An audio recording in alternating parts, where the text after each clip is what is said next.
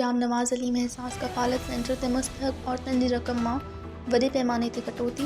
मुस्तहक़ औरतुनि जो कटौती ख़िलाफ़ एहतजाज। उन मौक़े ते मुस्तहक़ औरतुनि सहाफ़ियुनि सां ॻाल्हाईंदे चयो त ओमनी मालिकनि ऐं एजेंटनि असांजो जीअण जंजाल करे छॾियो आहे।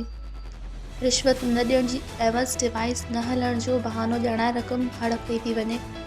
रिश्वत न ॾियण जे करे सॼो ॾींहुं असांखे क़तारुनि में बिहारे तज़लील कई वञे थी।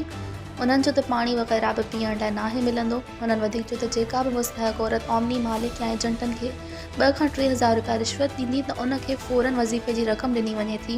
इन्हनि ओमनी जे आला अमलदारनि ऐं ॿियनि वसवारनि खां मुतालबो कंदे घुर कई त जाम नवाज़ अली शहर में हलंदड़ एहसास कफ़ालत प्रोग्राम जी कटौती ते कंट्रोल कयो वञे। मज़ीद ख़बरनि ऐं तफ़सीलात लाइ विज़िट कयो असांजी वेबसाइट www.awamiNewsHD.com ऐं ॾिसंदा रहो अवामी न्यूज़ HD।